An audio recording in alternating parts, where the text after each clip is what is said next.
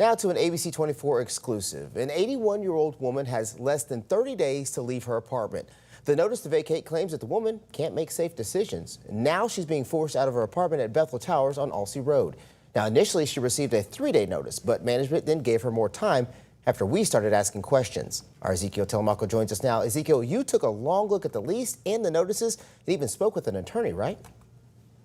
That's right, Ruben. Sarah Van has until 4 days before Christmas to move into another apartment. And you see this paperwork in my hands. I've been examining this for the past 4 to 5 days, and it wasn't enough. I had to go to a Mid-South housing attorney to look at these documents to find out if this is enough of a reason for property management to terminate the lease.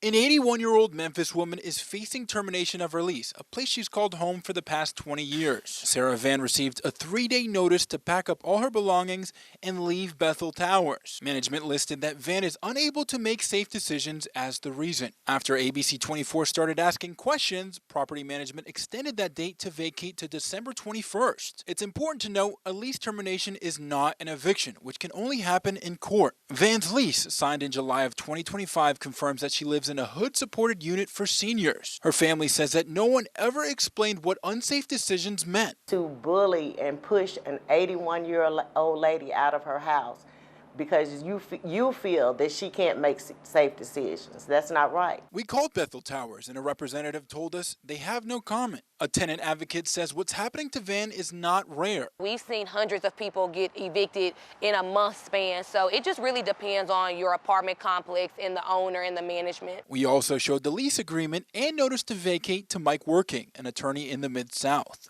A landlord does not ever have to renew a tenant if they don't want to, but in this case, to terminate the lease early, the landlord needs to have a breach of the lease. And according to the contract written by the landlord, it does not appear to be a breach. We then asked the Memphis Police Department if they've received any reports of issues at Van's apartment, and they found one on August 5th of 2025. We are only reporting what the responding officers documented. According to the report, a family member told officers that she was concerned about Van's behavior and safety in the unit. The report describes water damage in the apartment and says that Van became agitated when they tried to help her leave during a renovation. The report also says first responders took Van to a local hospital for an evaluation. Attorney Working says that in his opinion, even that's not enough to terminate the lease. Just from the documents you've shown me, that hasn't been properly demanded of this woman yet. As for what rights tenants have in Tennessee, Working says that the landlords have all the power, even if they're in the wrong. Remedies for tenants are written whereas you win by getting out of a lease when you have a leaky roof or your water cut off or something that the landlord's not providing an essential service. Usually you can move out, but almost everything that would help a tenant against a landlord or a bad landlord like a slumlord has completely been taken out of Tennessee law. After reviewing the termination language, Working says that the landlord has not met the requirement for good cause. The landlord has said for good cause shown, but it also says in here that the landlord has to give a warning about what good cause is and ask them to stop the behavior.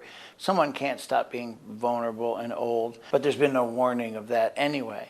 So I don't think that they've reached the threshold for a breach of contract yet. Van's family tells me that the complex is still attempting to terminate her lease without legal cause. Her notice to vacate is up on December 21st, and we'll make sure to let you know what happens next. So make sure to stay tuned to ABC 24 for future updates. Live in studio, I'm Ezekiel Telemaco.